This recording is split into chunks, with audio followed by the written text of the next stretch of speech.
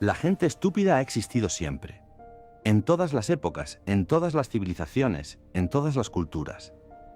La ves en tu trabajo, dentro de tu propia familia, ocupando puestos de poder, apareciendo en tu pantalla a diario. Y, casi sin darte cuenta, surge la pregunta inevitable. ¿Por qué?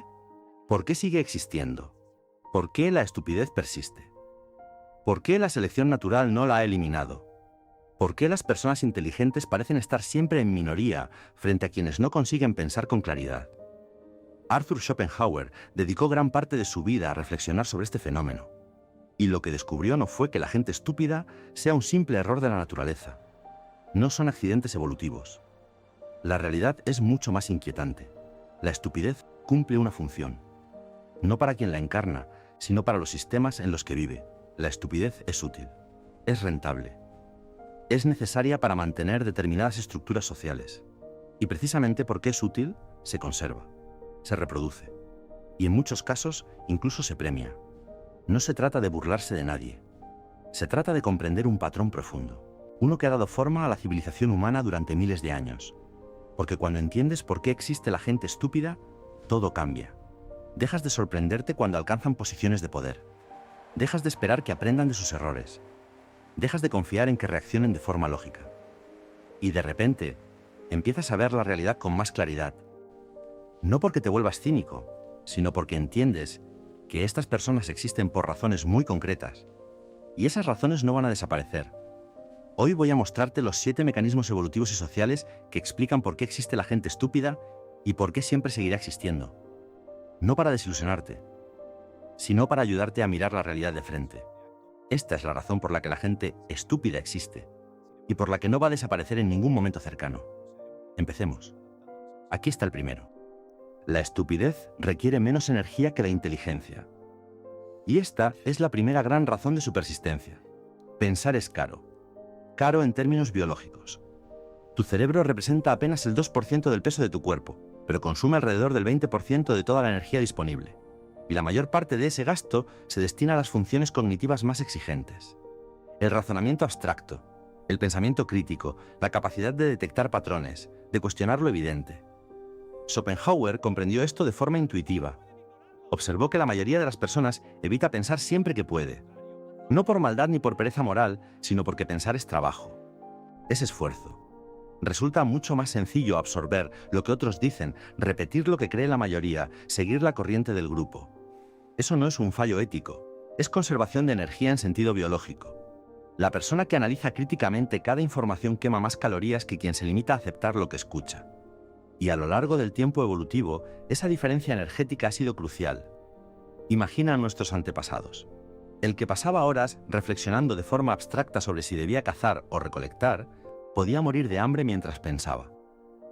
El que simplemente hacía lo que hacía el grupo sobrevivía y se reproducía. La selección natural no favoreció al pensador profundo, favoreció al seguidor eficiente. Y eso es exactamente lo que heredamos.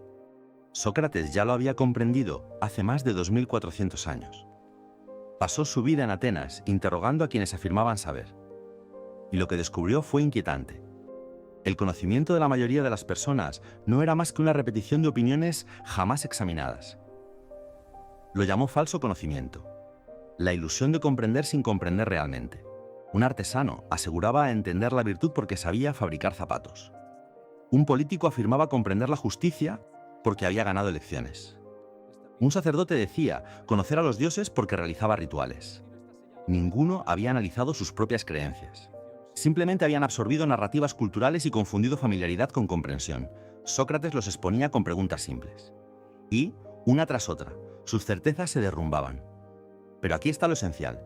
La sociedad no se lo agradeció, lo ejecutaron. ¿Por qué? Porque obligaba a pensar. Y pensar incomoda. Los atenienses preferían la comodidad del falso conocimiento a la incomodidad de la investigación genuina. Y este patrón no ha cambiado en más de 2 milenios. Hoy, como entonces, la mayoría de las personas prefiere creencias familiares a verdades examinadas en profundidad. Sigue eligiendo certezas cómodas frente a incertidumbres incómodas, porque el pensamiento real exige un esfuerzo sostenido. La mayor parte del tiempo, nuestros cerebros optimizan para ahorrar energía. La estupidez es el estado por defecto. La inteligencia es la excepción costosa. Por eso la gente estúpida existe, porque la estupidez es el camino de menor resistencia. Y tanto la evolución biológica como la cultural tienden a seguir ese camino. Pensar cuesta energía. La estupidez es barata. La naturaleza selecciona eficiencia. Y por eso la estupidez persiste. Aquí está el segundo. La estupidez permite la obediencia. Y esta es otra razón fundamental de por qué existe. Toda estructura de poder necesita obediencia para sostenerse. Y la estupidez es el terreno perfecto donde la obediencia crece sin resistencia. Las personas inteligentes tienden a cuestionar la autoridad. Detectan incoherencias. Perciben cuando una norma carece de sentido. Y eso las vuelve difíciles de controlar. La persona estúpida no cuestiona. Acepta lo que se le dice. Cumple órdenes sin detenerse a examinar si esas órdenes son justas, necesarias o legítimas. Por eso resulta ideal para cualquier sistema que exige obediencia. Tras la Segunda Guerra Mundial, este fenómeno fue estudiado en profundidad. En los juicios posteriores al conflicto, se observó algo que desconcertó profundamente a quienes esperaban encontrarse con monstruos. No aparecieron sádicos ni psicópatas sedientos de crueldad. Aparecieron personas normales. Personas comunes que habían dejado de pensar. A esto se le dio un nombre inquietante: la banalidad del mal. No eran individuos que hubieran elegido conscientemente hacer el mal. Eran personas que habían renunciado a su capacidad de pensamiento independiente. Cumplían órdenes, ejecutaban procedimientos, hacían su trabajo. Y nunca se detenían a preguntarse: ¿debería estar haciendo esto? Los crímenes más atroces no suelen ser cometidos por mentes profundas que eligen deliberadamente el mal. Suelen ser obra de personas que no piensan en absoluto. La obediencia exige ausencia de pensamiento. Porque si piensas, puedes negarte. Si examinas una orden, puedes descubrir que es injusta. Si cuestionas la autoridad, puedes llegar a verla como ilegítima. Por eso, los sistemas que dependen de la obediencia activa seleccionan en contra del pensamiento. Recompensan el cumplimiento. Castigan el cuestionamiento. Promueven a quienes ejecutan sin reflexionar. Con el paso de las generaciones, esto genera una presión evolutiva dentro de las sociedades jerárquicas. Las personas que piensan de forma independiente son filtradas. Las que obedecen sin pensar ascienden, son protegidas y recompensadas. Y así, poco a poco, la irreflexión se convierte en norma. Piensa en las corporaciones modernas, en los gobiernos, en las grandes instituciones. ¿Quién suele ascender? ¿Quién cuestiona políticas ineficaces o quien las ejecuta sin preguntar por qué? Siempre el segundo. Los sistemas no necesitan pensadores, necesitan ejecutores. Y los mejores ejecutores son quienes nunca han desarrollado el hábito de examinar aquello que están ejecutando. No hacen falta personas malvadas para que ocurran atrocidades. Basta con personas que no piensan y obedecen. En la práctica, la falta de pensamiento y la estupidez son indistinguibles. Esta es la segunda razón. Las estructuras de poder requieren obediencia. La obediencia exige no pensar. Y por eso la estupidez es sistemáticamente seleccionada en las sociedades jerárquicas. Y ahora entramos en la tercera razón. Los grupos necesitan conformidad para funcionar. Y la estupidez genera conformidad de forma mucho más eficaz que la inteligencia. Pertenecer a un grupo exige renunciar a una parte del pensamiento individual, porque pensar de forma autónoma genera desacuerdo. Y el desacuerdo amenaza la cohesión del grupo. La persona estúpida no tiene este problema. Se adapta sin fricción. Absorbe las creencias colectivas sin cuestionarlas. Esto la vuelve socialmente valiosa. La mayoría de las personas no piensa, pastorea. Sigue al que va delante. Se mueve cuando el grupo se mueve. Cree lo que el grupo cree. Y el grupo recompensa esta conducta porque la conformidad crea previsibilidad, seguridad y una falsa sensación de armonía. Quien cuestiona las creencias compartidas se vuelve peligroso, no porque esté equivocado, sino porque introduce incertidumbre. Y la incertidumbre pone nerviosa a la manada. Por eso, el grupo castiga al que cuestiona, lo etiqueta, lo excluye de los beneficios sociales. Mientras tanto, el conformista. Quien nunca pregunta, nunca se desvía, nunca piensa de forma independiente. Es recompensado, es visto como leal, como fiable, como uno de los nuestros. Aquí surge la moralidad del rebaño. Ser como todos los demás se convierte en la máxima virtud. ¿Y qué selecciona este sistema? Mediocridad. Porque la excelencia exige desviarse. La innovación exige cuestionar. El progreso exige desafiar creencias establecidas. Pero el grupo no quiere progreso, quiere estabilidad. Y la estupidez ofrece una estabilidad perfecta, porque no genera ideas nuevas que puedan poner en peligro el consenso. Piensa en cualquier grupo social del que hayas formado parte. ¿Qué ocurre cuando alguien cuestiona las suposiciones compartidas? Se le manda callar. Se le dice que piensa demasiado. Se le acusa de ser problemático. El grupo no quiere examen. Quiere acuerdo. Y la persona más capaz de ofrecer acuerdo automático es quien nunca piensa por sí misma. En las multitudes ocurre siempre lo mismo. La inteligencia individual se disuelve y emerge la estupidez colectiva. Se castiga el razonamiento autónomo y se premia la conformidad emocional. Quien dice, espera. Pensemos esto. Es aplastado. Quien grita, seguidme, es elevado. Por eso, quienes prosperan en las masas suelen ser personas que nunca pensaron de forma individual. Ya operaban en mentalidad de rebaño. Encarnan exactamente lo que la multitud desea.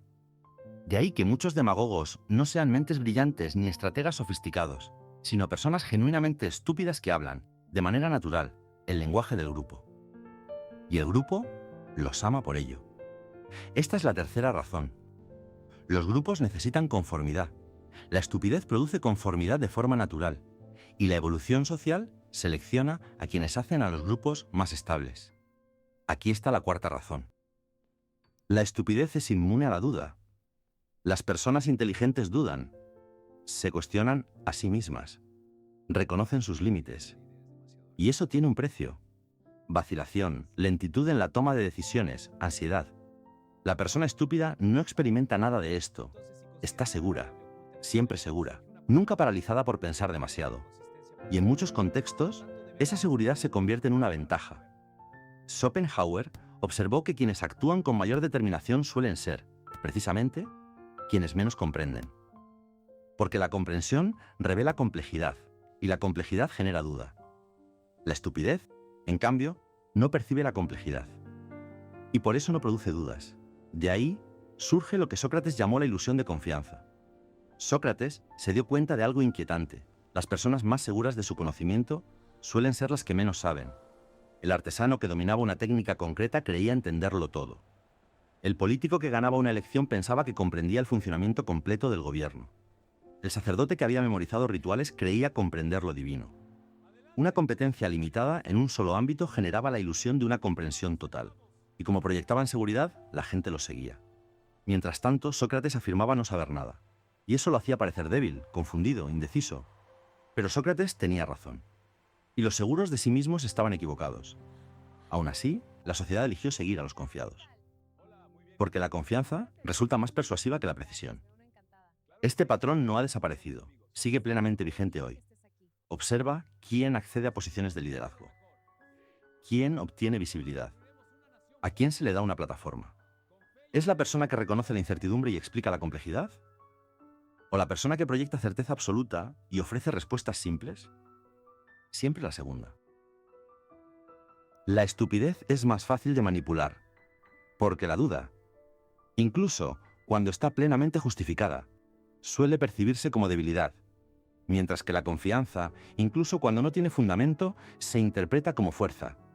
Y los seres humanos están programados para seguir aquello que parece fuerte.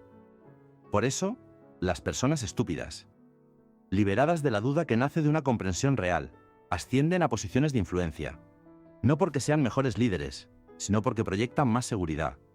Su confianza no nace del conocimiento, sino precisamente de lo contrario, de no saber lo suficiente como para cuestionarse a sí mismos. Aquí entra en juego un fenómeno bien conocido, el efecto Dunning-Kruger.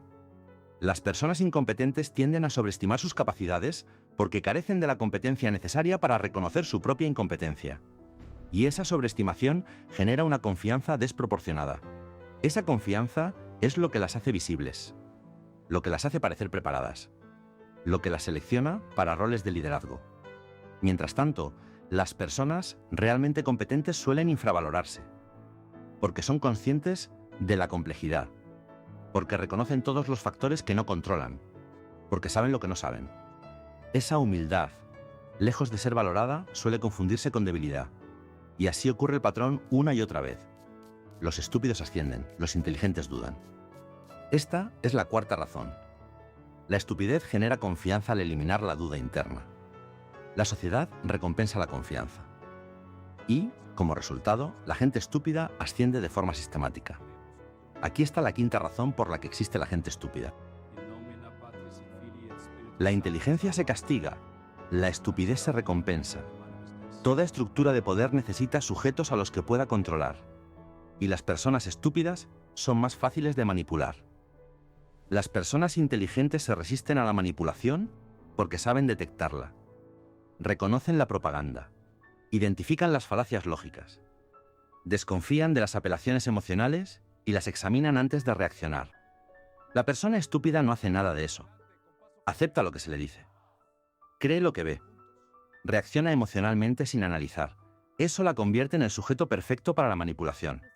Y quienes manipulan, políticos, vendedores, ideólogos, no necesitan conspiraciones para mantener este estado de cosas. Basta con la selección natural de los sistemas sociales.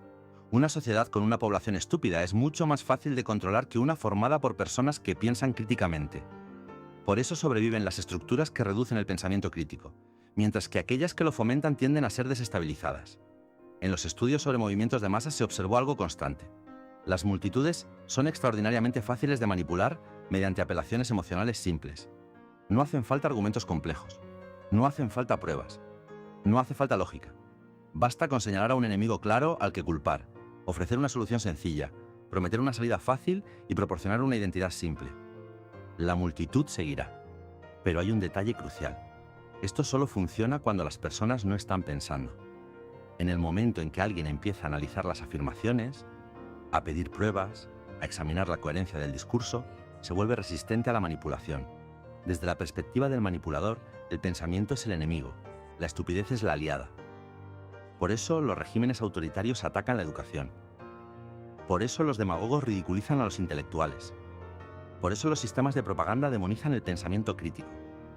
No temen a las personas inteligentes de manera individual. Temen a poblaciones que piensan.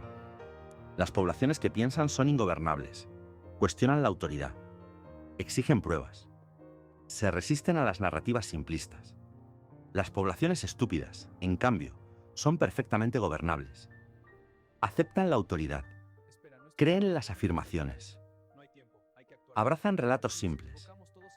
En los sistemas totalitarios se observó que la propaganda más eficaz no era la mentira sofisticada, sino la mentira simple repetida una y otra vez, hasta que la gente dejaba de cuestionarla. Y quienes resultaban más vulnerables a esto no eran necesariamente personas con bajo coeficiente intelectual. Eran personas irreflexivas. Habían renunciado a su capacidad de examen crítico. Habían dejado de preguntarse: ¿es esto cierto? ¿Tiene sentido? ¿Está justificado? Simplemente absorbían el mensaje y lo creían. Esta irreflexión resultaba más peligrosa que la maldad consciente, porque a las personas malintencionadas se las puede enfrentar.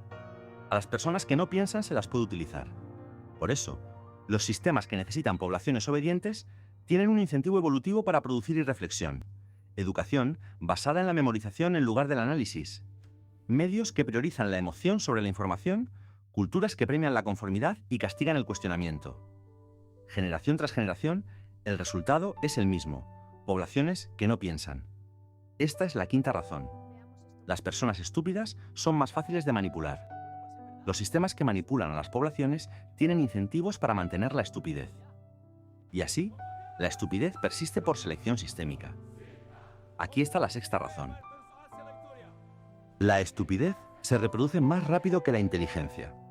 En muchos contextos sociales, la inteligencia no solo no se recompensa, se castiga activamente. Y la estupidez, en cambio, suele ser premiada. No ocurre en todos los lugares ni en todo momento, pero sucede lo suficiente como para generar una auténtica presión evolutiva. Schopenhauer lo observó en el ámbito académico, en la política y en la vida social. Quien señala verdades incómodas acaba recibiendo castigo social. Quien repite mentiras reconfortantes recibe aprobación.